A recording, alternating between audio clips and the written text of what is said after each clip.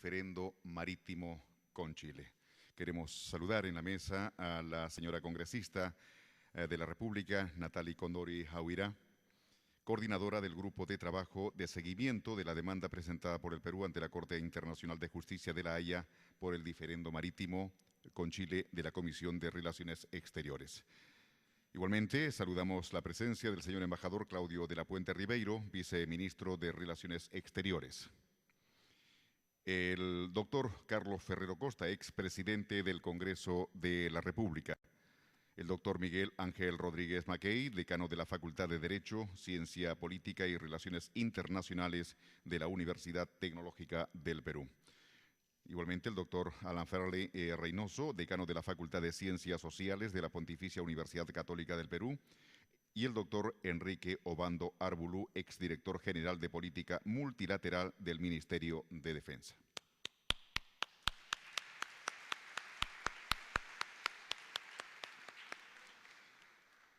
Palabras de bienvenida a cargo de la señora congresista de la República, Nathalie Condori Jahuira. Señora congresista, por favor.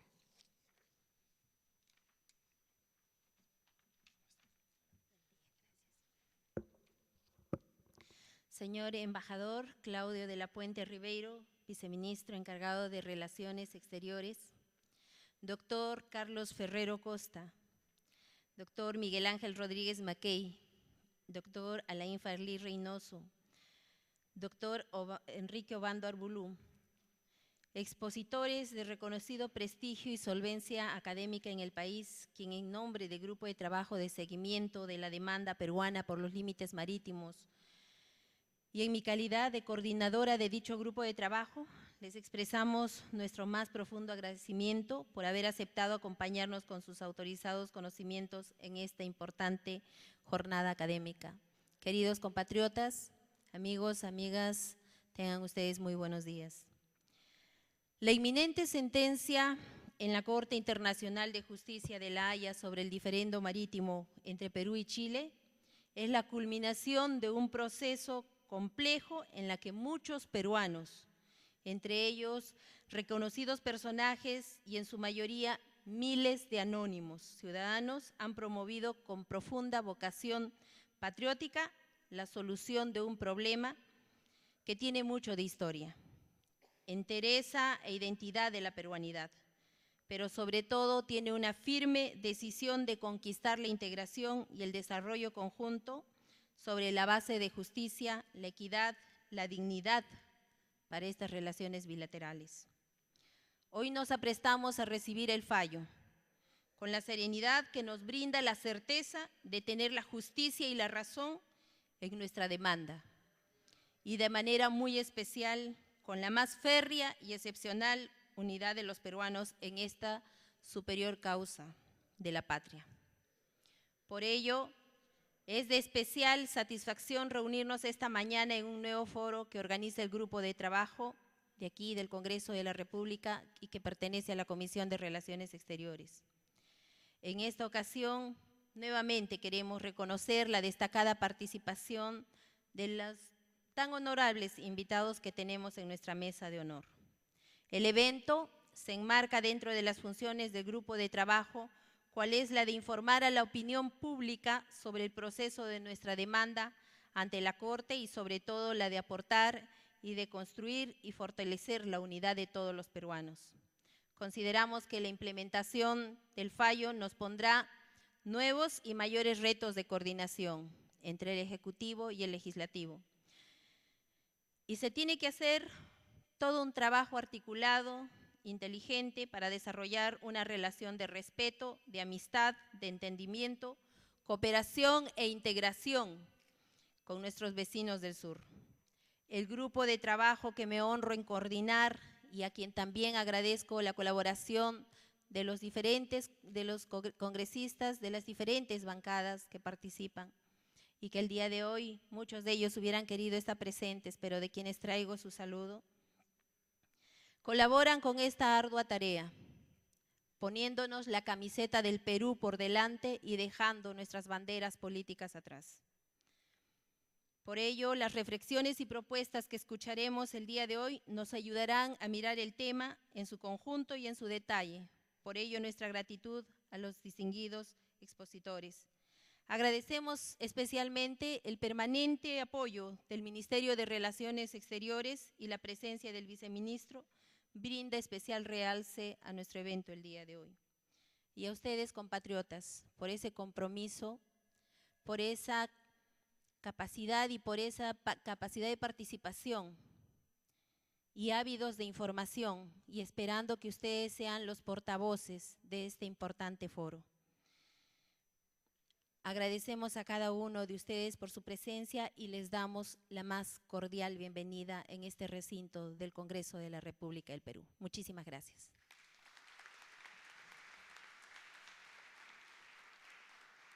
Gracias. Palabras de la señora congresista Natalie Condori. Coordinadora del Grupo de Trabajo de Seguimiento de la demanda presentada por el Perú ante la Corte Internacional de Justicia con sede en La Haya por el diferendo marítimo con Chile de la Comisión de Relaciones Exteriores. Acto de inauguración del foro Demanda Marítima Perú-Chile e Integración Bilateral a cargo del señor embajador Claudio de la Puente Ribeiro, viceministro de Relaciones Exteriores. Señor viceministro, por favor.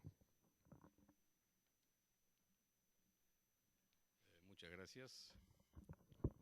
Muchas gracias, viceministro encargado. Por el momento, el titular se encuentra en misión oficial fuera del país. Quisiera, en primer lugar, saludar de manera muy atenta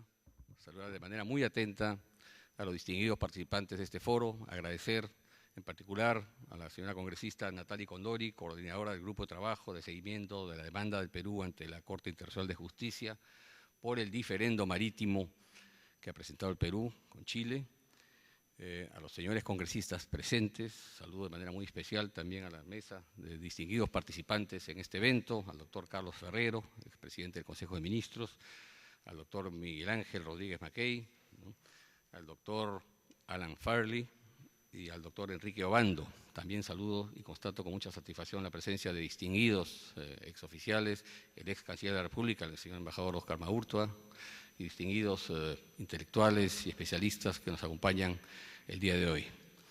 Deseo, en primer lugar, saludar de manera muy especial, transmitir el saludo más cordial de la canciller Eda Rivas, quien desafortunadamente no puede acompañarnos el día de hoy, y agradecer al Grupo de Seguimiento del Congreso de la República vinculado a la demanda peruana ante la Corte Internacional de Justicia por la invitación que nos ha formulado para inaugurar este importante foro, el cual nos brinda nuevamente un espacio de necesaria reflexión sobre el futuro de la vinculación bilateral entre el Perú y Chile, particularmente luego del fallo que, como ha recordado la congresista, es inminente, estamos a pocas semanas de que se produzca, por la Corte Internacional de Justicia.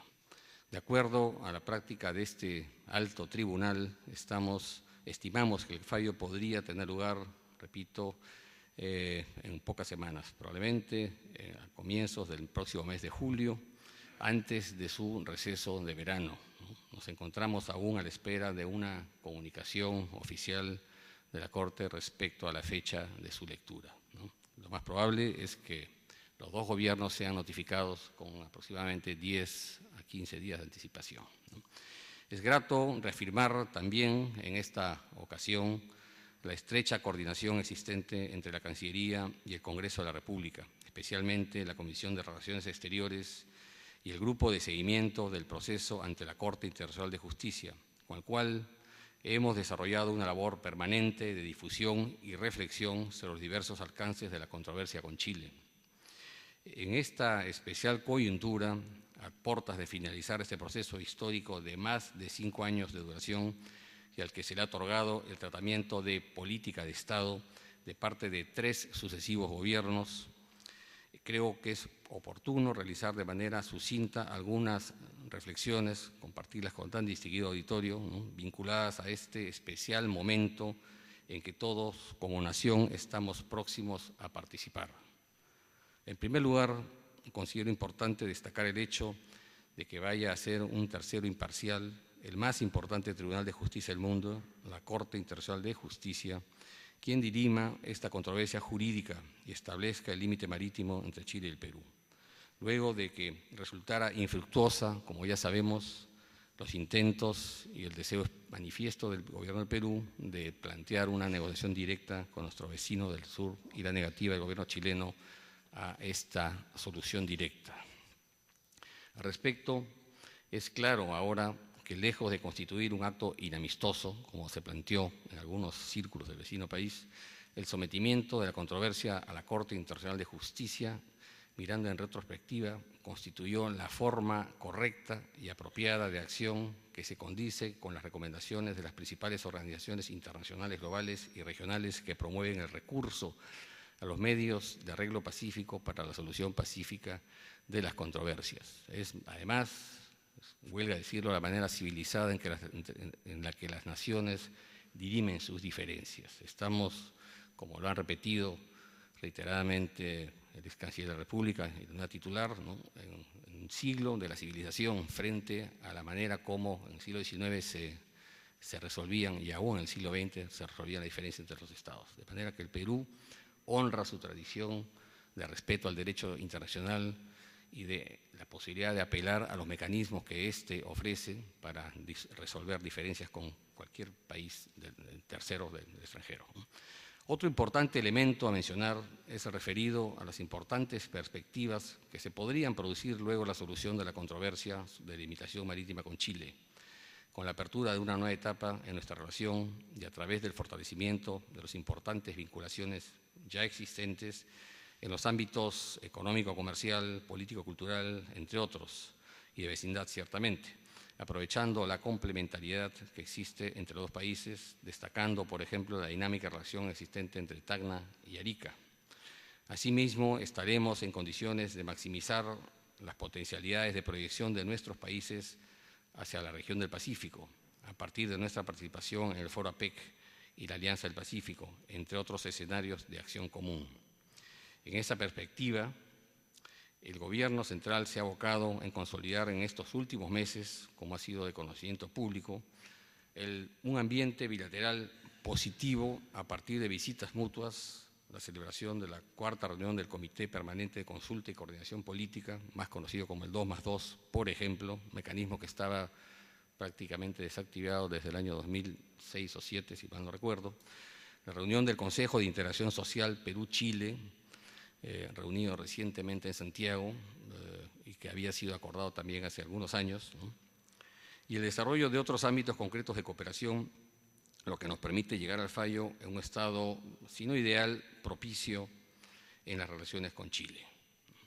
En ese sentido, no deja de ser importante el hecho de que, más allá que las sentencias tienen carácter obligatorio de conformidad con la Carta de las Naciones Unidas y el Pacto de Bogotá, las más altas autoridades del Perú y Chile hayan manifestado y reiterado en diversas ocasiones la voluntad de respetar y cumplir el fallo de la Corte, independientemente de su resultado. Esto ha sido patente en las últimas reuniones de alto nivel, las visitas que han intercambiado los cancilleres en el presente año, ¿no?, tanto la visita que realizó en su momento el canciller Roncariolo a Santiago de Chile, la visita que hizo recíproca el canciller Moreno a Lima, la reunión del 2+2, y en la última ocasión de la reunión del Consejo de Integración Social se ha reiterado no solo verbalmente, sino también por escrito el compromiso de ambos estados de respetar y cumplir el fallo, ¿no?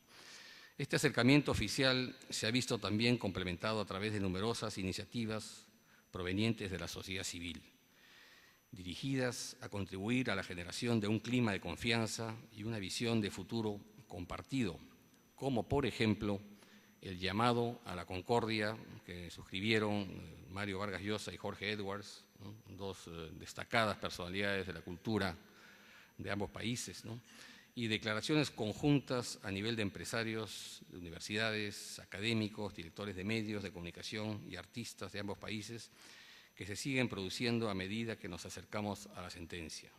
Al respecto, me permito coincidir con lo manifestado hace 2 días en un comunicado efectuado por el Grupo de Generación de Diálogo, compuesto por personalidades peruanas y chilenas, cuando afirman la importancia del papel que pueden desempeñar los partidos políticos, los líderes de opinión, la juventud, las iglesias, los empresarios, los gremios, los sindicatos, la academia y los medios de comunicación en propiciar las mejores condiciones para que este fallo sea adecuadamente comprendido e internalizado.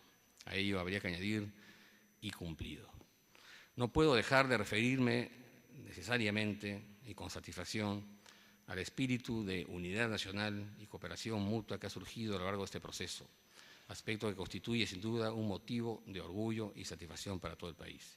Estamos seguros que esta misma actitud se mantendrá en esta etapa y se pondrá de manifiesto no solo para recibir la sentencia de la Corte, sino también en la posterior etapa de implementación y cumplimiento del fallo, al cual vemos con optimismo a partir de la sólida posición jurídica presentada ante la Corte y que es amparada plenamente por el derecho internacional, pero sin caer en triunfalismos excesivos ni maximalismos, conscientes de que las sentencias de la Corte, aplicando en derecho, buscan producir resultados equitativos.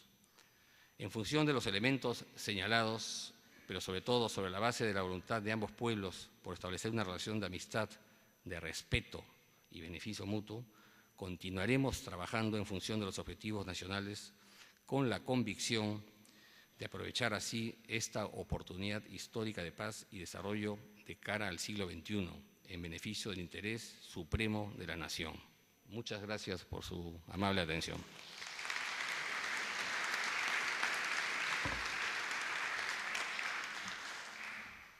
Bien, gracias, señor embajador de la Puente Ribeiro, viceministro encargado de Relaciones Exteriores.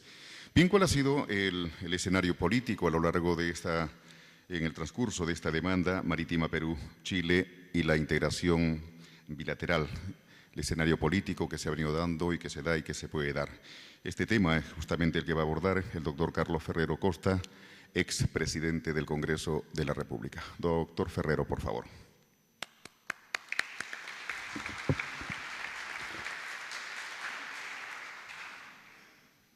Gracias, buenos días. Muy amable la invitación de la congresista Condori, que apreciamos. Señor representante del Ministerio de Relaciones Exteriores, señores panelistas. El escenario político podría también estar al final de la exposición de hoy, porque lo que yo voy a decir quizás los tome un poco en frío el auditorio. Y digo así porque desde hace 7 años que formo parte de un grupo, el Grupo Basadre, que está preocupado por la relación peruano-chilena y que desde ese momento, hace 7 años, ha venido insistiendo en la toma de determinadas posiciones de cautela con relación a este tema. Lo primero que quisiera decir es que no nos conforma esta prevalencia de la actitud que promueve el gobierno y que apoyan especialmente sectores empresariales en el sentido siguiente: decir que, acordado el fallo de La Haya y cumplido digo, nuestra situación con Chile ya se arregló para siempre y que por tanto el único problema importante que existe con Chile es el tema de la delimitación marítima. Si eso se resuelve todo. Yo discrepo, creo que no es así. Creo que es un error sostener y decirle al país que terminado el fallo de La Haya y cumplido, ya no hay ningún problema con Chile. Es un error, porque quedan por lo menos 2 problemas grandes y algunos más pequeños que van a continuar a pesar del fallo de La Haya. El primero es el armamentismo chileno. Con fallo, sin fallo, si Chile continúa armándose de la manera como lo viene haciendo y si constituye un desequilibrio evidente dentro de América del Sur, eso es una amenaza para el Perú y en consecuencia nunca podremos tener relaciones normalizadas con Chile si no se detiene la carrera armamentista de Chile. Así de claro. En consecuencia, decirle al país que producía el fallo, todo se arregló, no es verdad, porque si continúa Chile con el armamentismo que hoy lleva adelante, tenemos todavía un grave problema pendiente. Esto además no es un invento. Los propios americanos reconocen la preferencia que le dan a Chile en el tema del armamento. Ustedes saben que hace 2 años se publicaron varios cables en los periódicos sobre la información que cruzaban los diplomáticos norteamericanos, entre ellos el embajador norteamericano en Chile, el secretario de Estado, el vicepresidente de Estados Unidos. Voy a leer uno de ellos nada más. Entre norteamericanos se hablan así. Estoy haciendo una traducción, pero el texto original consta en el periódico. Estados Unidos y Chile es también una estrecha relación militar. La capacidad y profesionalismo de las Fuerzas Armadas chilenas, junto con nuestro positivo acuerdo bilateral, hace de Chile un socio ideal de entrenamiento, especialmente cuando se le compara con otros militares de la región. Chile participa activamente en ejercicios conjuntos y persigue un programa de modernización militar que se apoyará sumamente, strongly dice, ¿no?, sumamente en equipamiento, incrementando así la interoperabilidad. Ya Chile alardea de tener el mayor programa de ventas militares extranjeras y más compras independientes. Estados Unidos sabe perfectamente que a quien más armas le venden en América del Sur es a Chile. O sea, Estados Unidos es consciente, y si no lo es, debiera hacerlo, que el apoyo que da a la compra de armas chilenas es una manera de mantener un desbalance en América del Sur que perjudica la paz interregional. Mientras eso no se resuelva, hay un tema pendiente. El segundo tema pendiente que va a quedar es la inversión chilena en el Perú en comparación con la inversión peruana en Chile. Hay un desbalance evidente. Los chilenos tienen en el Perú transporte aéreo, tienen transporte marítimo, tienen grifos, un poco de energía, tienen centros comerciales y particularmente servicios financieros y banca. Esto no es un invento, no es un insulto, es una realidad. Entonces, la penetración económica de Chile en el Perú, en opinión del que habla, configura una materia que debe relevar nuestra preocupación. ¿Por qué? Porque la historia demuestra que una preponderancia económica de un país extranjero dentro del tuyo, tarde o temprano genera una presión que se convierte en política. Y cuando eso se vuelve una presión política, debilita tu seguridad. Entonces, la penetración económica chilena no es un tema solamente comercial, sino que tiene un resultado político. Esto no lo ha entendido el gobierno anterior y tampoco lo entiende el gobierno actual. ¿Por qué? Porque, como se confirma de la publicación del viernes 30 de marzo del 2012 en el diario Gestión, que es esta, el ministro peruano dice el año pasado que el comercio y la política con Chile van por caminos separados. No es cierto, señores, no es cierto. Esto no es verdad. En todo el mundo, el comercio y la política están entrelazados y muchas veces decisiones políticas se toman en función de intereses comerciales o no. Y a veces también los intereses políticos y las finalidades políticas sobrepasan los intereses comerciales, los conducen, los reorientan. No se puede sostener que el comercio no tiene nada que ver con la política, porque si tú sostienes eso, entonces no importa lo que pase en el comercio porque no influye en la política.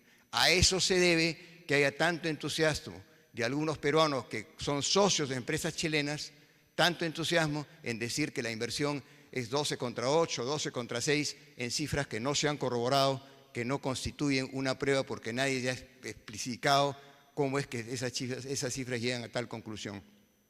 Entonces, mientras el Perú no tenga una inversión balanceada con Chile, mientras no haya una manera, que existen varias, de hacer que esto sea más equiparable, va a continuar este avasallamiento que ahora se nota mucho en construcciones y que existen otras ramas de la economía chilena sobre el Perú.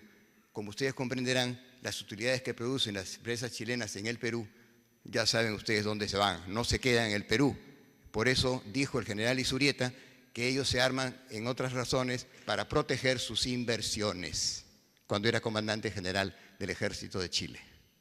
Esas son realidades que normalmente no están en la prensa, porque parecería ser que las comunicaciones en el Perú han tomado ya posición en el sentido de que, resuelto la Haya, todo está bien. Y solo hay que preocuparse de que resuelva la Haya, y no hay que preocuparse del armamentismo, y no hay que preocuparse de la inversión chilena. Creo que ese es un grave error de nuestra clase dirigente.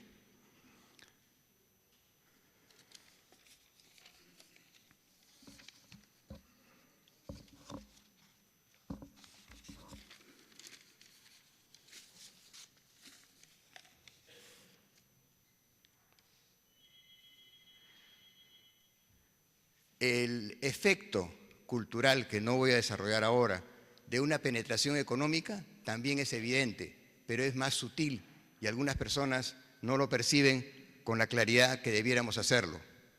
Doy solamente un ejemplo.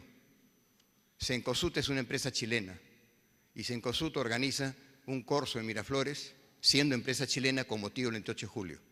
O sea, una empresa chilena en el Perú es la encargada de organizar el festejo del 28 de julio en Miraflores, con un corso. Eso en Chile nunca ocurriría. Ocurre en el Perú porque nos falta conciencia para poner las cosas en su sitio.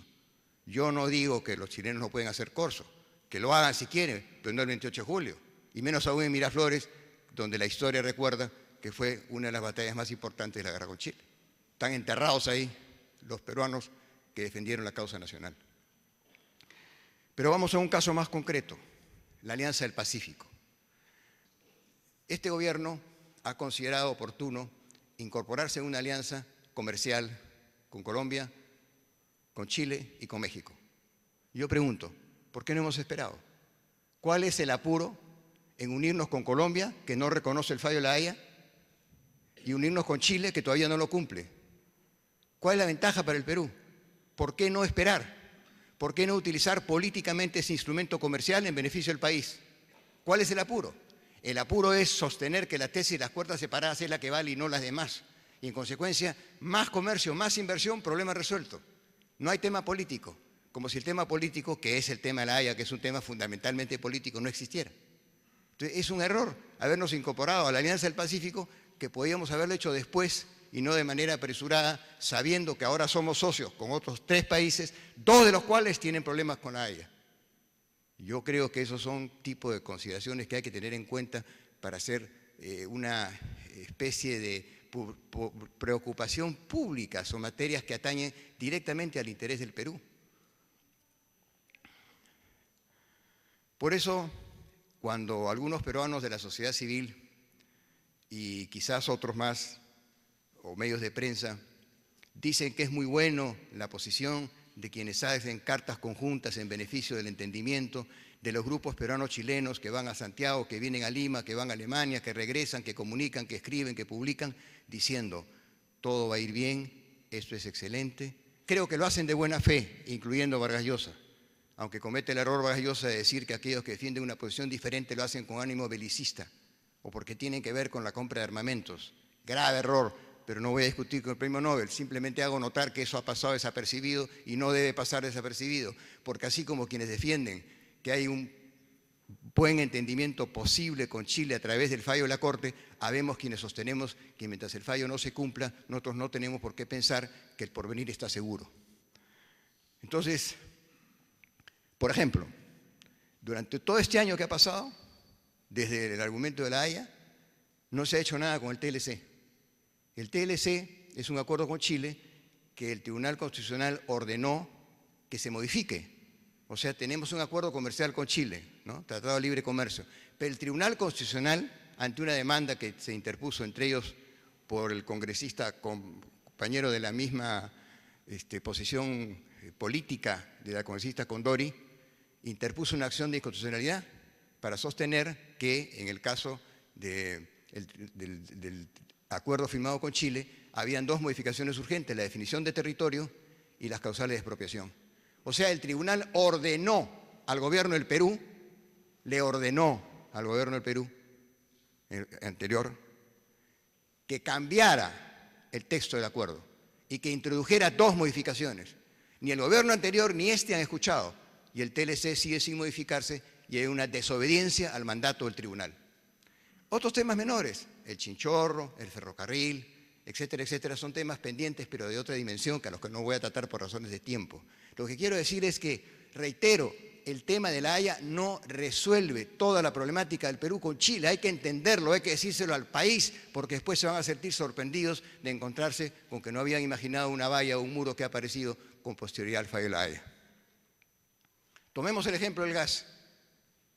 También ya se viene diciendo que bueno, no es mala idea, pues no podemos vender gas porque no tenemos para venderlo, todavía no está listo, pero la idea sería poder vender energía eléctrica producida a través del gas. Pero ya la tendencia desde ahora hay gente que anuncia, sin que Chile haya cumplido el fallo, que debemos venderle gas o energía eléctrica a Chile. ¿Por qué?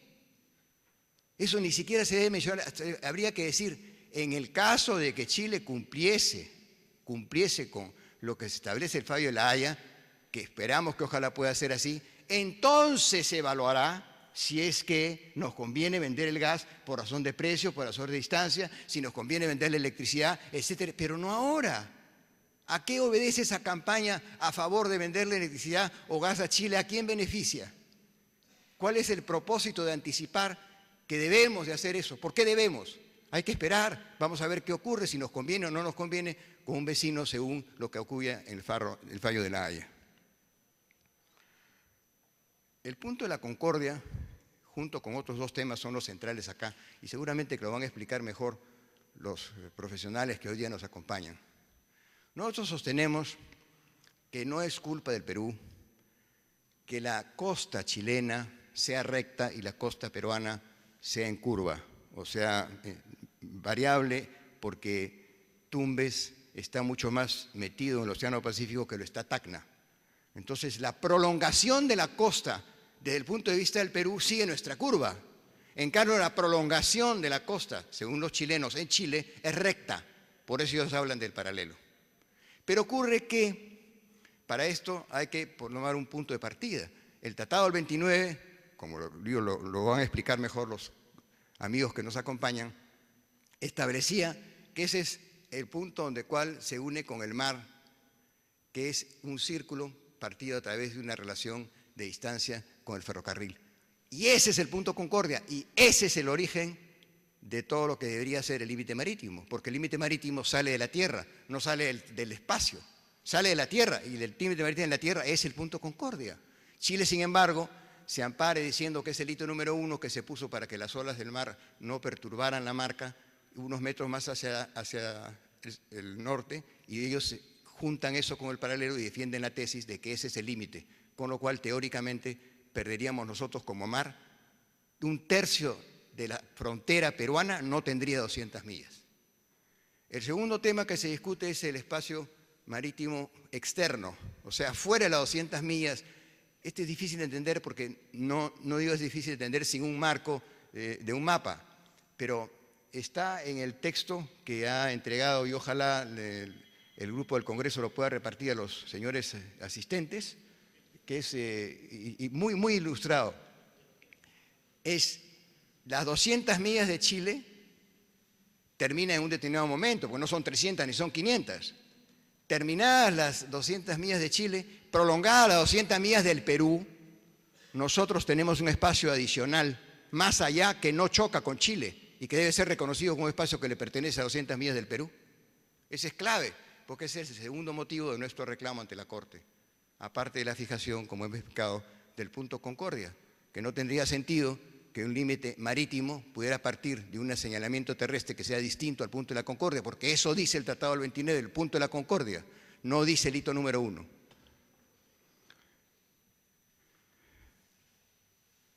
¿Qué tiempo aproximado tengo? Bueno, no he llegado calculado. Porque otro asunto que debe preocuparnos es el tema de la pesca. Y debe preocuparnos porque el Perú, primero, es muy rico, ya todos ustedes saben, en materia hidrobiológica, pero en segundo lugar, debe preocuparnos porque en el gobierno anterior el mar peruano fue repartido como una torta. Se tomó a las principales empresas pesqueras conforme a su capacidad de bodega histórica y se dijo esto es tuyo, esto es tuyo, esto es tuyo, esto es tuyo y nadie más. O sea, ya nadie más puede entrar. Un monopolio consagrado por el Estado, por el cual el mar peruano se repartió en pedazos y se entregó a determinadas empresas grandes, principalmente, que abarcan más del 70% del total del mar, con cuotas que duran 5 años y 10 años y que terminan entre 5 años. Entonces, la preocupación es, primero, la posibilidad de que Chile, en estos meses, o en los anteriores o en los que vienen, puede comprar, así como han vendido peruanos, han vendido muchas cosas, puede comprar también pesqueras peruanas. Y entonces, el Perú ganaría en La Haya, pero perdería porque las empresas pesqueras que van a pescar en ese lugar y en otro lugar ya no son peruanas, sino son peruano-chilenas o son chilenas. El Perú no ha tomado ninguna actitud, sino al contrario, hay quienes ya se apresuran a cotizar en la bolsa. sabiendo todos ustedes que una concesión en la bolsa no impediría de ninguna manera que pudiera haber a nombre directo de terceros propiedades chilenas en la pesca peruana. Y esa es la realidad. ¿Por qué? Porque se sigue pensando que la cuestión mercantil no tiene nada que ver con la política, lo cual no es cierto.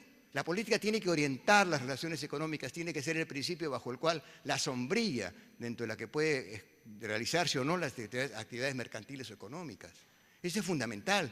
De lo contrario, va a subir, como este problema, que no sabemos cómo va a subir, porque claro, hay una zona, como han explicado los expertos y lo harán mejor los señores, en que los peces van de un lado a otro. O sea, tú no puedes ponerle un ticket de propiedad a cada pescado.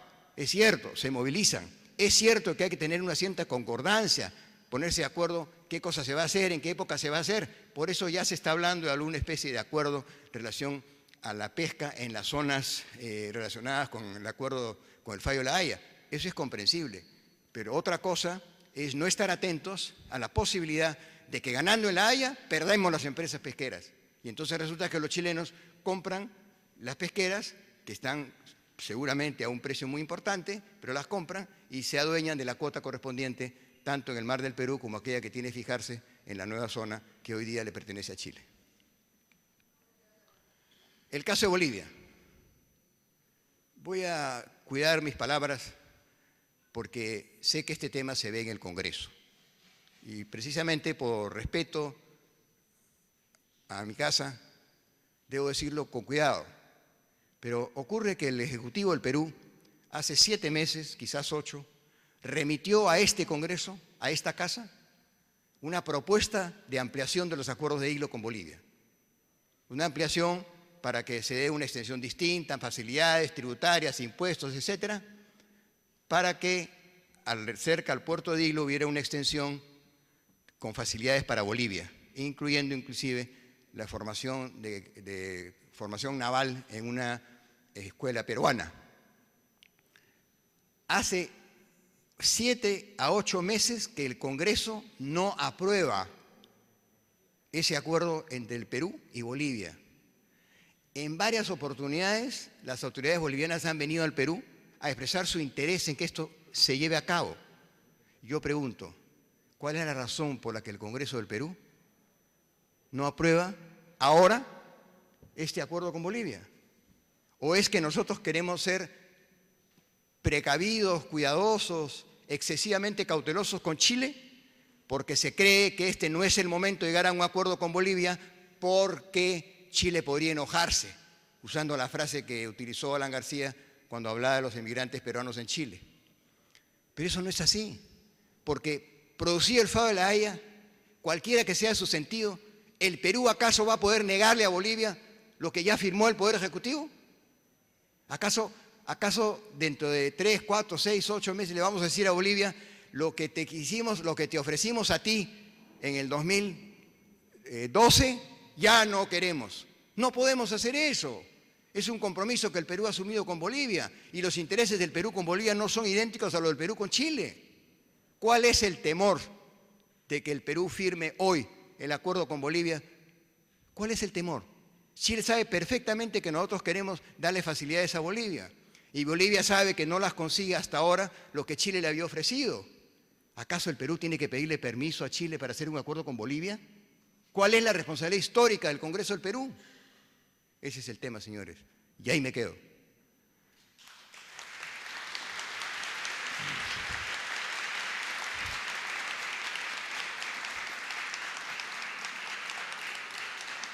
Disculpen, pero yo dije ahí me quedo en ese punto, porque me faltan 3.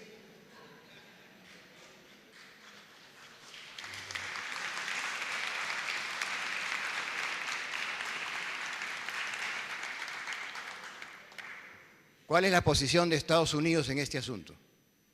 Volvemos otra vez a los cables diplomáticos. Volvamos a lo que dicen los embajadores de Estados Unidos, lo que dicen los representantes. Esto es publicado inclusive en Chile. El informe preparado por la Embajada en Santiago para la visita de Biden en Viña del Mar en el 2009.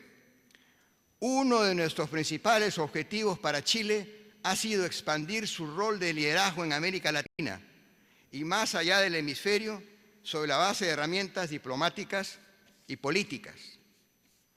Otro cable. El documento firmado por el embajador Kelly.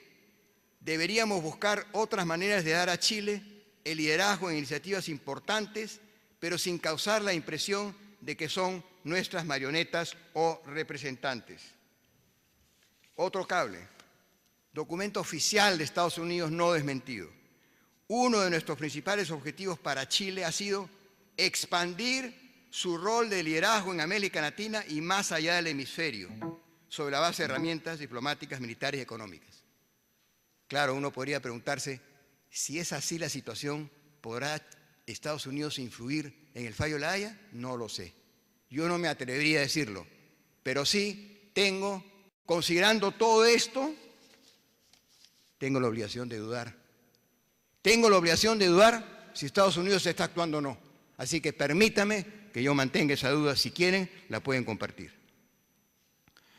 Las elecciones en Chile, indudablemente que modifican el panorama, porque lo más probable es que el presidente Piñera tenga algún mecanismo que le impida a él aceptar el fallo y prorrogarlo para que sea el próximo presidente el que tome la disposición necesaria. Es muy difícil para Piñera que, faltando 2 meses o 3 meses para irse, él acepte un fallo a rajatabla y diga que se cumpla. Lo veo un poco complicado.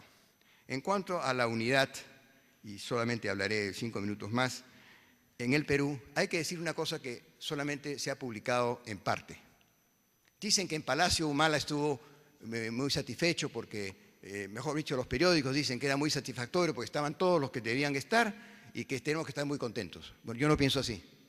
Yo creo que la ausencia de Keiko Fujimori es reveladora.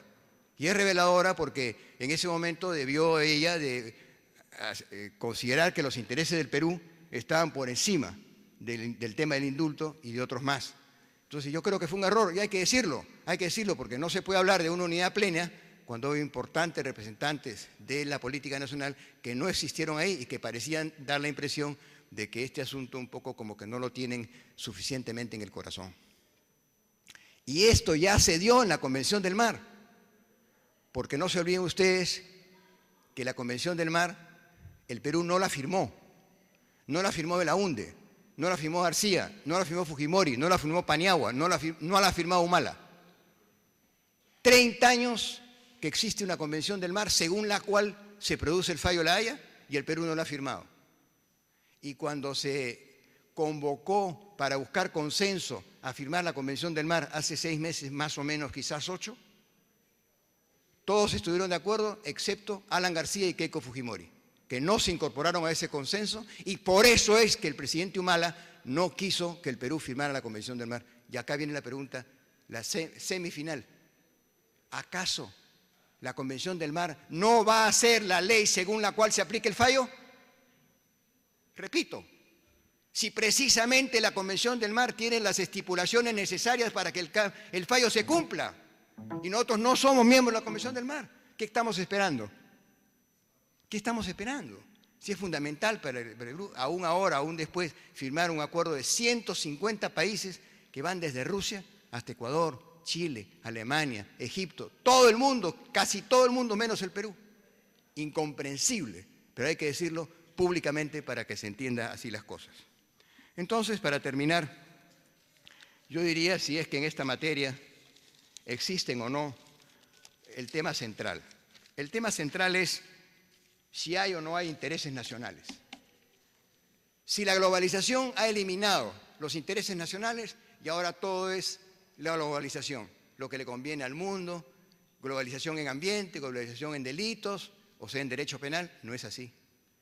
Señores, señoras, señoritas, alumnos, los intereses nacionales no han muerto en ninguna parte del mundo. Cada país defiende sus intereses nacionales como puede.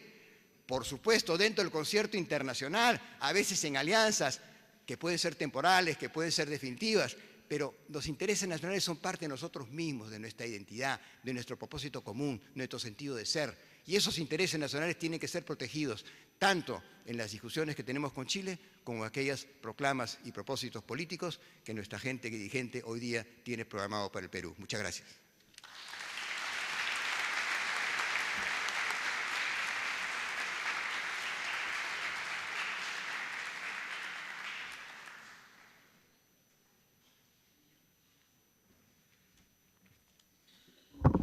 Bien, gracias, doctor Carlos Ferrero Costa, expresidente del Congreso. Decíamos la exposición del doctor Ferrero, el escenario político antes, ahora y lo que se viene luego, dentro del contexto de lo que es la demanda marítima Perú-Chile y la integración bilateral.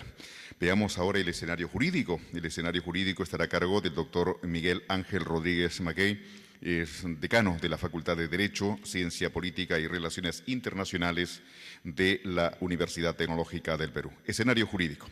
Doctor, por favor.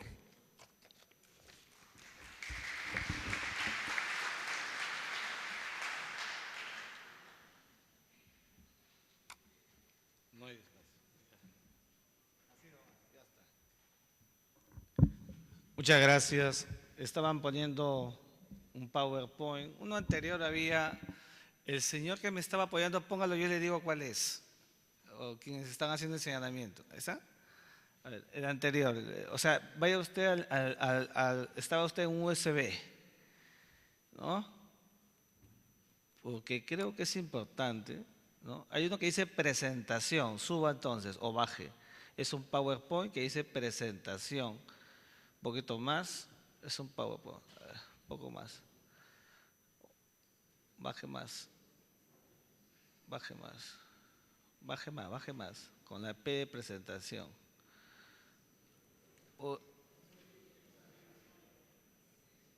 No, ese no es. Exposición o presentación de la Haya, ¿no? Ese. Ábralo nomás. Ya está. Ya está. Ahí está. Dele la copita. Listo. Muchas gracias. Quiero agradecer al honorable Congreso de la República que ha tenido la gentileza de invitarme para exponer brevemente. Me han dado 15 minutos, 20 minutos, no sé cómo voy a hacer, pero voy a tratar de cumplir. Y, por supuesto, agradecer a la congresista Natalie Condori, coordinadora del Grupo de Trabajo de Seguimiento de la Demanda del Perú ante la Corte Internacional de Justicia, por el trabajo importante que viene haciendo este grupo en el marco de lo que significa todo el problema que tenemos con Chile en la Corte de la Haya. Esta es, con la licencia de todos ustedes, la conferencia 692 que doy en todo el Perú los últimos 7 años, antes de que el Perú incluso demande a Chile ante la Corte Internacional de Justicia.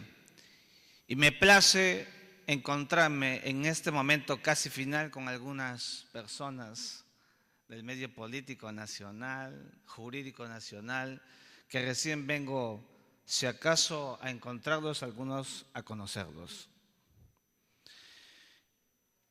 El tema que siempre he manejado durante mi discurso ha sido que el asunto de la Haya no es un asunto político, no es un asunto diplomático, ni es un asunto militar. Lo he manejado siempre y he tratado de ser lo más objetivo posible. Sin embargo, estamos a puertas de un fallo, ¿no es cierto? Y hoy empiezan a darse los discursos en esos otros ámbitos de los cuales yo no voy a referirme en esta oportunidad. Porque he sido invitado para hablar stricto sensu de la naturaleza jurídica del problema con Chile, pero sobre todo y además tampoco voy a dedicarme a abordar todo el tema de la controversia que hemos hecho antes, sino bueno, de aquí en adelante, ¿qué es lo que tenemos hacia adelante? Sin embargo, como hay estudiantes de universidades y como estamos todos, es importante que tengamos muy claro algunas reglas fundamentales del derecho, que no podemos obviarlas y tenerlas muy, pero muy clarito frente al problema con Chile. Si el Perú le pide a Chile, quiero negociar contigo un problema, y Chile se niega de manera sistemática a la negociación, La gran pregunta entonces es, ¿qué hacemos? ¿Nos quedamos con el problema? ¿Vamos a vivir permanentemente así? ¿Así es el estado de cosas internacional? ¿Así es el modus vivendi de la vida internacional de los estados? Evidentemente que no. Entonces, el Perú le dijo a Chile, en reiteradas oportunidades, que las que no voy a referirme ahora, pero tengan la certeza que se lo dijo en múltiples ocasiones desde los años 80, ¿no?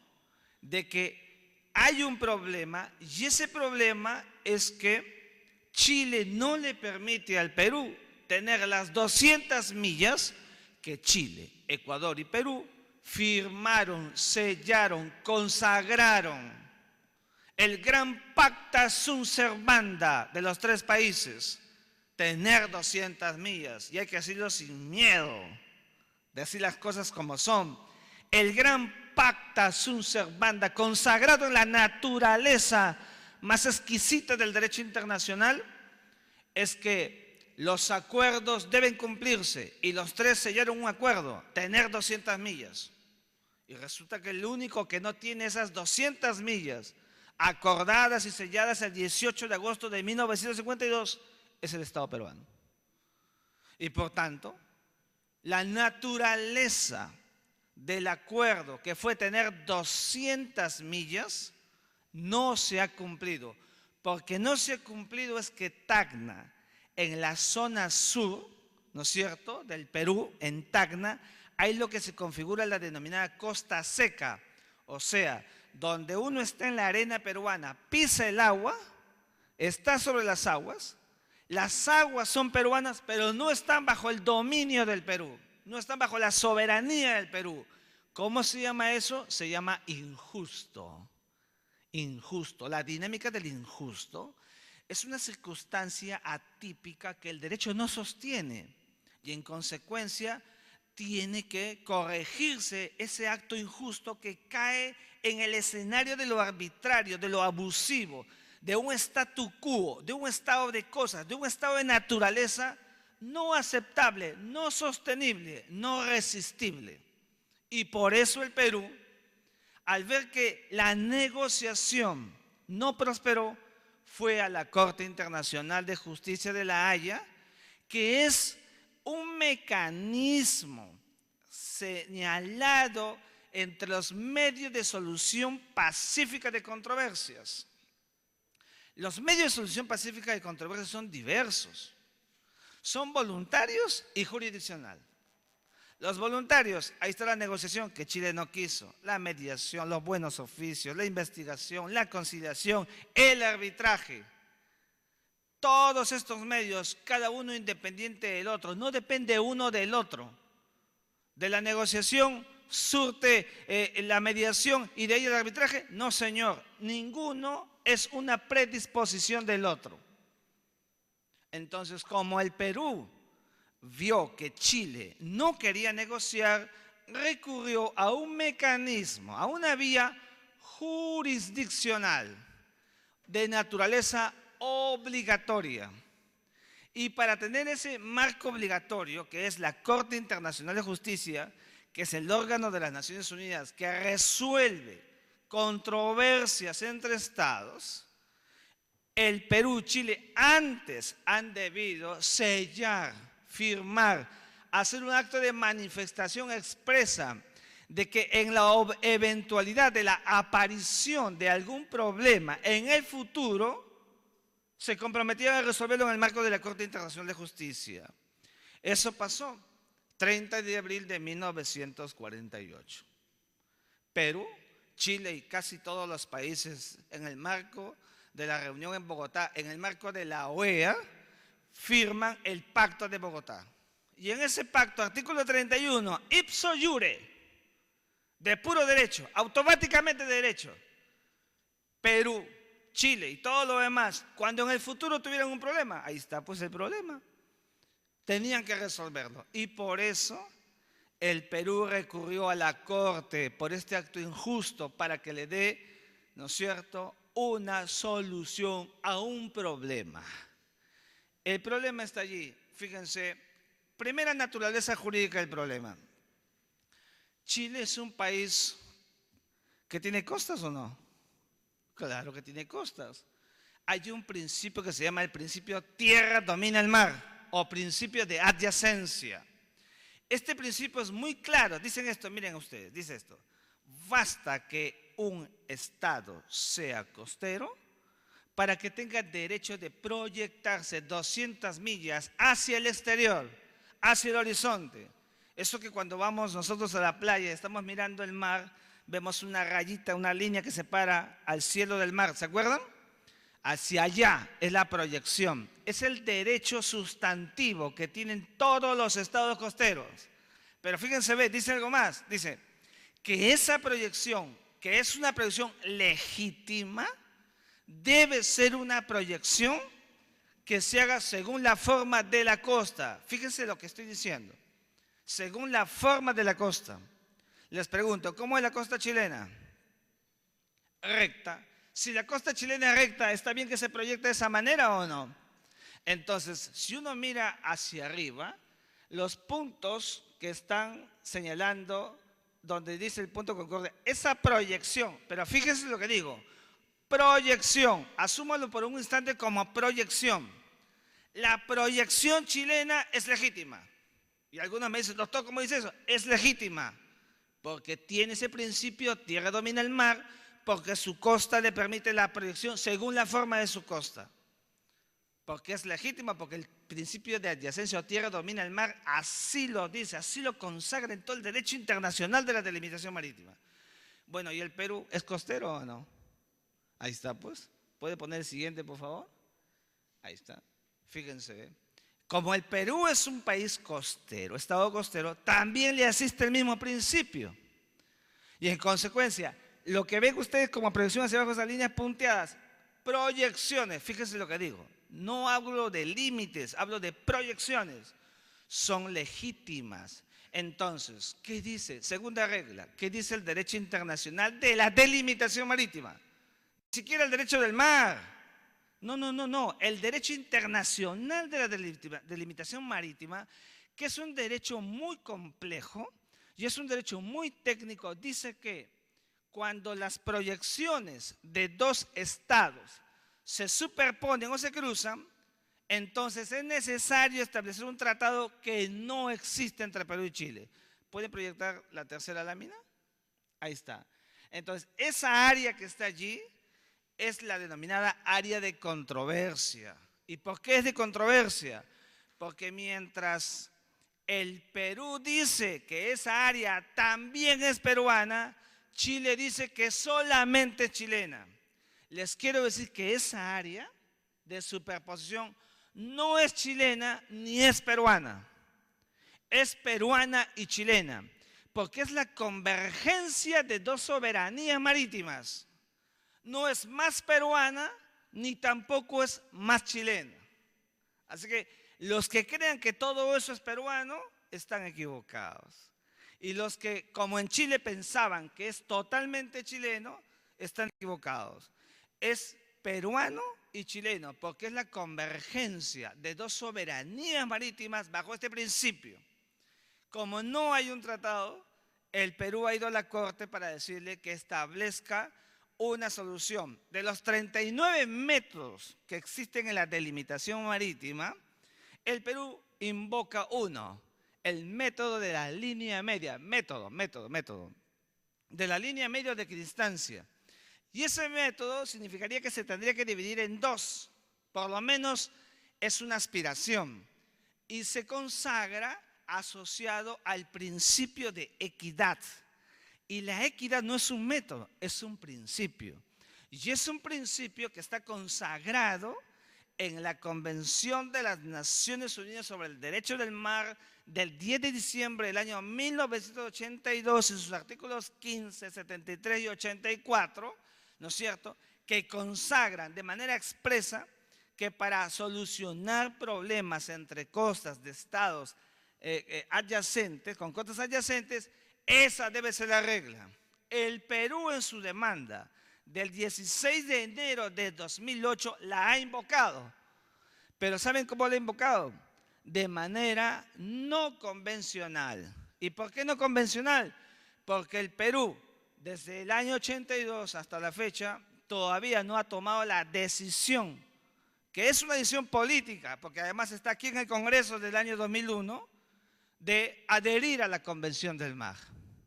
Y sobre la Convención del Mar, ahí me detengo, ya no voy a hablar más, porque todos saben además cuál es mi pensamiento de un instrumento internacional al cual el día de hoy son 166 estados que lo han aprobado y el Perú no es parte de ella, lo cual evidentemente nos aleja de grandes ventajas. Sin embargo, sí hay que decir que no es una condición estar en la Convención del Mar para que nos vaya bien en la Haya. Eso ha sido, a mi juicio, un pseudo discurso lanzado por algunos, decir que el Perú tiene que adherir a la Convención del Mar, porque si no adhiere, le va a ir mal en la Corte de la Haya. Son dos cosas distintas. Además, nosotros podemos invocar no consuetudinariamente, no convencionalmente. Es una regla del derecho internacional, artículo 38 del Estatuto de la Corte Internacional de Justicia, que consagra claramente que son fuentes o métodos creadores del derecho, así como los tratados, también la jurisprudencia, también los principios generales del derecho, también la propia doctrina y, por supuesto, la jurisprudencia internacional y la costumbre internacional, que era a la que estaba refiriéndome. Entonces, siguiente cuadro. Allí nada más, el triángulo terrestre. El triángulo terrestre no es objeto de disputa. Esto debe quedar muy claro. El triángulo terrestre no es objeto de la controversia. El punto de inicio, como lo acaba de decir Carlos Ferrero, es según el Perú, y más que el Perú todavía, más que el Perú, según el Tratado de 1929 del 3 de junio, según el artículo 2, el punto Concordia es el punto final de la frontera terrestre entre los dos países. Regla número 4, ya no me acuerdo, del derecho internacional del mar. Siempre el punto final de la frontera terrestre debe ser el punto inicial de la frontera marítima. Esto no resiste ningún cuestionamiento.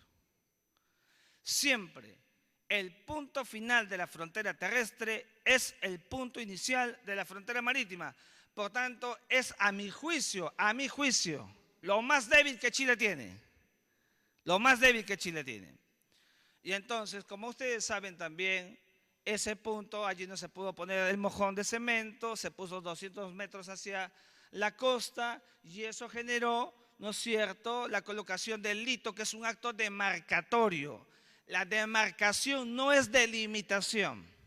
La delimitación es un trabajo de salón. La demarcación es un trabajo de campo, físico, para colocar hitos. La regla de oro es que la demarcación debe ser en la misma delimitación, pero no siempre pasa. Por eso es que todas las demarcaciones son siempre referenciales. No hay una demarcación que diga que es un límite. Lo que pasa es que la demarcación es límite porque está en la misma delimitación. Entonces, tercera regla o quinta regla. No hay ningún límite marítimo que comience tierra adentro. Y eso está en la abrumadora doctrina del derecho internacional del mar. Ningún límite marítimo puede comenzar tierra adentro. Comienzan siempre en la orilla del mar, en lo que se llama técnicamente las líneas de base, que son unos puntos que están en la costa. Y tercero, pero sobre ese triángulo quiero decir algo. El Perú no le ha pedido a la Corte que decida nada. Y quien cree que la Corte va a decidir está equivocado. Porque el Perú podría decidir sobre su propia soberanía. Allí hay, en ese triángulo que ustedes ven, entre el punto Concordia, el hito y la proyección hacia el mar, ¿ustedes ven alguna confluencia de soberanías? No hay ninguna. Todo ese territorio de 37.000 metros cuadrados es totalmente, ¿qué cosa? Peruano. Entonces el Perú no le pide que decida nada. Lo que pasa es que ahí hay que hacer un reconocimiento del punto Concordia, que no es lo mismo que establecer una decisión. En cambio, en el anterior, que está aquí otra vez, allí sí tiene que decidir, porque ahí hay convergencia de soberanías.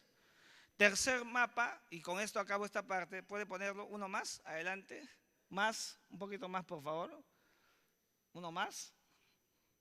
Uno más. Aquí, este mapa me lo alcanzó, rindo homenaje a Luis Marchand Stems. Cuando fui a dar una conferencia a la UTP, me dijo, Miguel Ángel, te voy a dejar este mapita que está bonito. En realidad yo ya se lo había pedido a Marchand, al embajador. Y este mapa es interesante porque se refiere al triángulo externo al cual también aludía el doctor Ferrero. Y es que, ¿cuál es el triángulo externo? Ese que está allá, en el externo, hacia afuera. ¿Por qué? Porque si uno mira el triángulo celeste, que es del punto Concordia hasta el límite del celeste y el azul, allí acaban las 200 millas chilenas. Por tanto, lo que sigue ya no es chileno.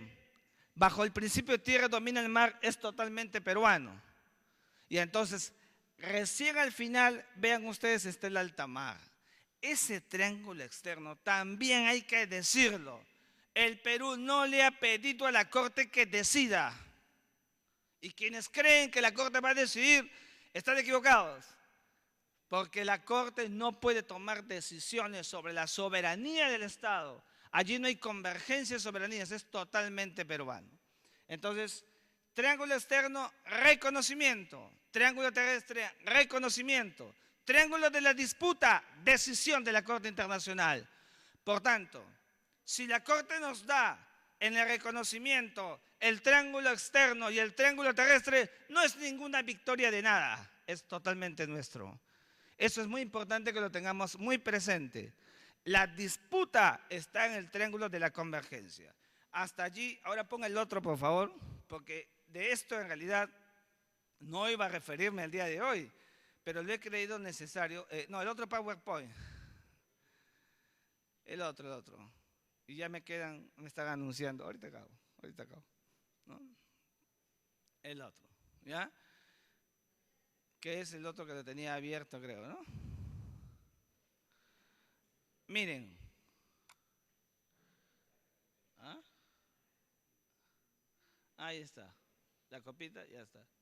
Siguiente. Ya. El proceso judicial, ¿no es cierto?, todavía no ha culminado. Comenzó con la presentación de la solicitud, lo que comúnmente conocemos como demanda, pero su nombre técnico exacto es solicitud. Los estados pueden presentar a la Corte notificaciones especiales cuando son los dos. Aquí no hay dos, solamente uno. La solicitud es de naturaleza unilateral y el Perú la formuló el 16 de enero del 2008. Ese documento no es confidencial, no es secreto, porque incluso el mismo día en la noche la Corte lo colgó a internet y todo el mundo lo tenía a la mano. Sin embargo, la Corte, luego de esa primera pieza o documento presentado por el Estado peruano, cita a las partes y al citar a las partes, la Corte establece un cronograma con las partes, lo que no pasa en el derecho interno. En el derecho interno llegan los actos notificatorios, aquí son situaciones hasta conversadas. La primera gran parte es o ha sido la fase confidencial o secreta o reservada, que ha incluido la presentación de la memoria peruana el 19 de marzo de 2009, la presentación de la contramemoria chilena, la presentación de la réplica peruana y la presentación de la dúplica chilena el 11 de julio de 2012. Todo ese conjunto de piezas escritas son la parte sustantiva del proceso judicial, son los documentos sobre los cuales la Corte se puede pronunciar. La Corte no se pronuncia sobre lo que diga un político de turno. No. La Corte solamente se circunscribe a lo que dicen las piezas escritas. Y por supuesto, a lo que se diga en la fase oral, que es la exposición de los alegatos de las partes. Lo que hemos visto el año pasado, en el mes de diciembre, en las denominadas rondas, ¿no es cierto?, de exposiciones orales. Pase usted de frente nomás. Siguiente, ahí está. Chile, como saben, decidió no presentar excepciones preliminares. ¿Qué es una excepción preliminar? Es meterle bala al proceso para detener el juicio sustantivamente. Y si esa excepción preliminar la Corte la atendía, se moría el proceso. Chile decidió no proceder a, ¿no es cierto?, a solicitar a la Corte, a presentar a la Corte las excepciones, tanto la de incompetencia como la excepción de inadmisibilidad de la demanda. ¿Por qué no lo hizo? Porque, como hemos dicho siempre, en realidad las fortalezas jurídicas del Perú están tan bien puestas en esa parte que Chile prefirió mejor dejar todo para la segunda parte o al final de la dúplica decir todo lo que quería decir, porque corría el riesgo de que si la Corte descartaba las excepciones preliminares, el proceso para el Perú iba incluso a fortalecerse más en términos del propio puro derecho de lo que manda la Corte. Y si la Corte los hubiera aceptado, allí se acababa el juicio, ya no se podía avanzar más, porque el objeto de una excepción preliminar es paralizar lo sustantivo. Por una cuerda, paraliza el proceso. Bueno, ¿ahora a dónde hemos llegado? Vamos al final entonces, ¿no? Ahí está. Fin de la etapa escrita, siguiente, ¿no? Todo eso ya lo hemos visto. Siguiente, ¿no? La etapa oral, las exposiciones y siguiente. Ahí lo más. Ahí lo más, ahí lo más. Bueno, en estos momentos, la Corte, en realidad, después de los alegatos, la Corte, por traditio, por práctica, suele emitir una sentencia a los 5 o 6 meses siguientes. Pero hay algo que quiero decir. Todos creemos y tenemos más o menos la idea de que el fallo va a salir a fines de junio, primera semana de julio. Eso puede ser, porque sería parte de la práctica, pero no es necesariamente así. La Corte puede decir que después del verano vuelve y emite el fallo. Lo que les quiero decir es que no hay nada que se oponga o que diga que la Corte va a fallar ahora. Lo previsible, sí, eso sí, es que sea en este tiempo antes de que la Corte entre en receso. La Corte ya tiene seguramente listo el contenido de la sentencia. Y esa sentencia no es una sentencia subjetiva, no es una sentencia política, no es una sentencia sociológica, es una sentencia del puro derecho que tiene una eminente carga hermenéutica, o sea, una gran dosis o una toda dosis del puro derecho. Lo único que va a hacer la Corte es pronunciarse sobre las piezas escritas y sobre los alegatos. No hay más. Los discursos, documentos, todo lo que esté fuera, que es exógeno, no es advertido ni tomado en cuenta por la Corte Internacional de Justicia. Bueno, pero ¿qué puede pasar? Siguiente. ¿Qué puede pasar? Puede pasar que, o lo que tenemos que decir, no, había una antes, ¿no? Eso. Bueno, ya no sé cómo lo tiene usted, yo voy a decir lo siguiente. Los fallos son de cumplimiento obligatorio. No hay posibilidad alguna para que un Estado se retracte del fallo. Esto, así como lo decimos, es expresa y taxativamente vinculante. Lo que existe en el artículo 94 de la Carta de las Naciones Unidas es extraordinariamente claro. Y dice que todos los países miembros de la ONU están obligados a acatar los fallos de la Corte Internacional de Justicia. O sea, es un acto de naturaleza mandatoria. No hay la posibilidad de pensar si cumplo o no cumplo. Lo que estoy haciendo es puro discurso jurídico. Yo sé que algunos van a decir y están diciendo de que no va a pasar, que puede pasar otra cosa. Les digo lo que dice el derecho. Y ahora, ¿qué significa que el fallo es obligatorio y es vinculante? Significa además que es inapelable. No hay más instancias. Es una suerte de cosa juzgada. El fallo sella una decisión internacional.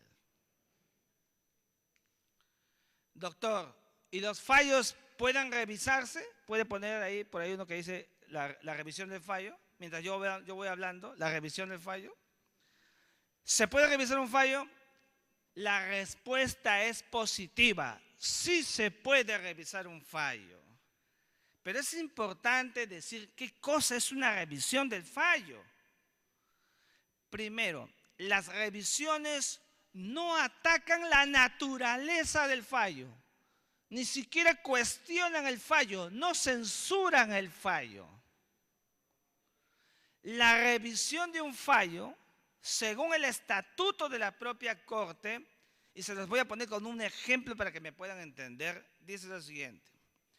El que resulta afectado, imaginemos la hipótesis, ¿ya? Miren, salió el fallo de la Corte y salió como creemos y tenemos convicción a favor del Perú. La Corte recibe una solicitud por parte del afectado que sería Chile. Y Chile le dice a la Corte de la Haya, tengo conmigo, este es un ejemplo por favor, así que si lo graban pónganlo completo, un documento, una carta firmada por los cancilleres de Perú y de Chile en el año 72 y dice aquí claramente que Perú y Chile firmaron un tratado de límites marítimos. Fíjense, ¿ve? Entonces, si ese documento presentado de manera inadvertida, inesperada, nuevo, no premeditadamente, pero además sin desidia, sin negligencia, porque dígame, ¿tuvo un momento para presentar documentos en la fase escrita o no? Claro. O sea, si lo presenta sin negligencia, sin descuido, entonces la Corte dice, tomo en cuenta, pero voy a valorarlo. No significa que la Corte incluso va a paralizar su fallo. El fallo sigue su propia cuerda. Ahora les quiero decir una cosa.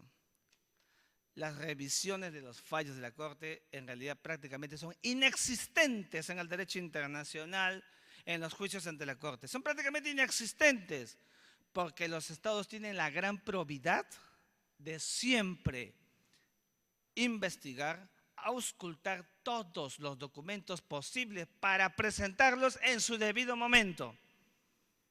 Entonces, una revisión del fallo no censura un fallo, sino que es un recurso que tiene el afectado para pedirle a la Corte que por favor examine su fallo porque ha aparecido inesperadamente y sin decir un documento. Si eso no lo puede demostrar, aun cuando lo presente, la Corte lo descarta. Y en ningún caso la revisión paraliza la naturaleza de cumplimiento de un fallo. Pero reitero que ningún fallo hasta ahora que hayamos visto hayan tenido este recurso de revisión porque los estados son tan prolijos de colocar siempre todos los documentos que existen. Ya me pusieron el otro tiempo, ya no tengo más, solamente decir que también hay la interpretación del fallo, que es otro recurso, pero que tampoco va a la naturaleza de censurar el fallo, sino que pide una aclaración. Y finalmente, ya no puedo más, lo que quiero decir es que tampoco voy a tener tiempo de desarrollar la jurisprudencia, pero sí quiero terminar diciendo lo siguiente. La jurisprudencia internacional es una fuente creadora del derecho, es un método creador del derecho. Y el Perú tiene en la jurisprudencia una gran fortaleza, una fortaleza inmensa para poder encontrar en el fallo de la Corte realmente una razón jurídica sostenible. La Corte, cuando falla en un caso parecido y luego le viene otro similar, no puede desdecirse. Es un principio que está muy asociado a la hermenéutica internacional. No puede desdecirse ni contradecir el modus operandi de su razonamiento inicial. Por eso los fallos de Nicaragua, Honduras, Rumania, Ucrania, Nicaragua, Colombia, son fallos que fortalecen, coadyuvan a que el Perú encuentre, ¿no es cierto?, en esta decisión de la Corte, que será por mayoría, y si hay empate el presidente dirime, una respuesta a ese injusto que hemos tenido por largo tiempo. El Perú ha sopesado jurídicamente su criterio axiojurídico y la Corte tendrá que emitir una sentencia en ese sentido. Y el proceso de implementación, del cual ya no hablaré nada, pero seguramente el 27 de junio en el Colegio de Abogados sí, el proceso de implementación del fallo ha habido el cumplimiento, es ipso iure, inmediatamente. Distinto es que el proceso propiamente de implementación suponga un estadio superior de encuentros entre dos estados para ir marcando cada pauta, cada parte del proceso. ¿Qué es lo relevante y qué es lo importante? Tiene que haber buena fe de las partes para que el cumplimiento del fallo se materialice. La buena fe es la carga que el derecho valora y las partes tienen que aprender a saber que la carga de la moral y de la buena fe y de la conducta permisiva es ampliamente valorada por el derecho internacional.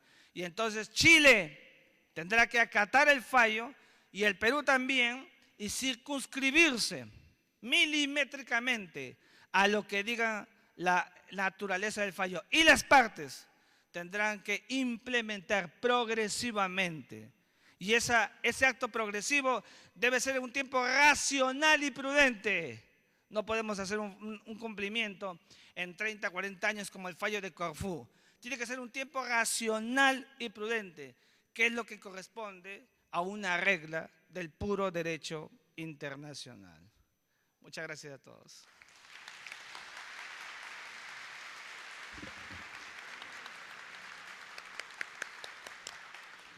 Gracias, doctor Miguel Ángel Rodríguez Mackey, decano de la Facultad de Derecho, Ciencia Política y Relaciones Internacionales de la Universidad Tecnológica del Perú. Seguidamente vamos a invitar cuál es el escenario. Hemos visto el escenario político con el doctor Carlos Ferrero Costa, el escenario jurídico con el doctor Miguel Ángel Rodríguez Mackey, cuál es el escenario económico dentro del contexto de lo que es la demanda marítima Perú-Chile y la integración bilateral.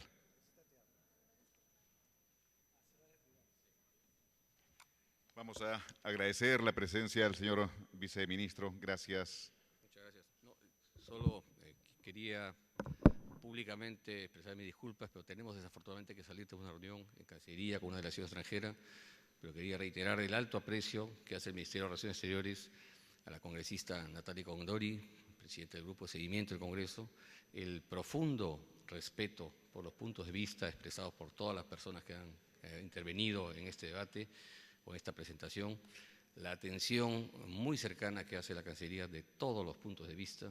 Todos son válidos. Yo creo que este es un tema de absoluta unidad nacional y queremos reiterar la mejor disposición de la Cancillería de seguir colaborando en esta serie de encuentros, en estas reflexiones absolutamente indispensables que consolidan la unidad nacional en torno a un tema que es absoluta prioridad y política de Estado. De manera que con las disculpas del caso y mi reiterado saludo y respeto a los ponentes, a participantes y ciertamente a los distinguidos presentes en esta ocasión, les ruego me disculpen y me permitan que pueda regresar a la Cancillería. Muchas gracias.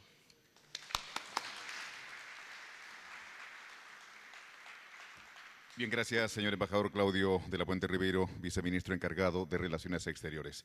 Bien, decíamos, hemos visto el escenario político con el doctor Carlos Ferrero Costa, el escenario jurídico con el doctor Miguel Ángel Rodríguez Mackey. Veamos ahora, dentro del contexto de la demanda marítima Perú-Chile y la integración bilateral, veamos cuál es el escenario económico. El doctor Alan Farley Reynoso, decano de la Facultad de Ciencias Sociales de la Pontificia Universidad Católica del Perú, nos la expondrá. Doctor Farley, por favor. Queremos señalar que el doctor Alan Farley Reynoso es decano de la Facultad de Ciencias Sociales de la Pontificia Universidad Católica del Perú, profesor visitante en la maestría en Relaciones Internacionales de la Universidad Andina Simón Bolívar, Quito, profesor en cursos de política comercial en universidades de Chile y en la Universidad Sergio Arboleda. Por favor.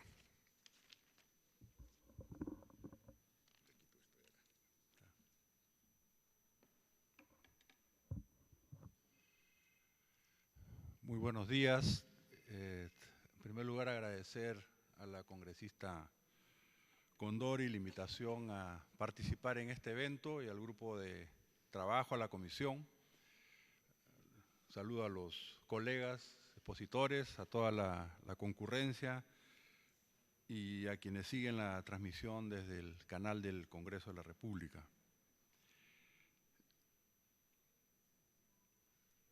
El tema económico-comercial en la relación con Chile es un tema que ha sido presentado como un elemento de complementariedad, de una mayor interdependencia, que es positiva y que por lo tanto no debería sufrir ninguna alteración después del fallo de La Haya. Y se ha señalado también que la relación económico-comercial es una relación complementaria y que beneficia a ambos países. Entonces, lo que vamos a hacer en estos minutos de presentación es primero mostrar algunos datos sobre el comercio, sobre la inversión y discutir cuál es la naturaleza de esa relación económica comercial bilateral, el Tratado de Libre Comercio que se firmó entre ambos países y después, en la segunda parte, hacer brevemente alguna reflexión sobre lo que puede venir después de la Haya con algunos escenarios, considerando que también estamos en plena negociación de la Alianza del Pacífico y del Acuerdo Transpacífico, que es más multilateral. Aquí hay dos enfoques conceptuales, ¿cierto? Uno primero, en el cual se habla de que el comercio promueve la paz, es decir, que si hay una mayor interdependencia, un mayor involucramiento comercial, de inversiones, económico, entre los dos países, desarrollan intereses comunes de forma tal que un conflicto no beneficia a ninguno de los dos países. Y hay distintos planteamientos, ¿no es cierto?, que buscan desarrollar o sustentar esta propuesta. Esto es cierto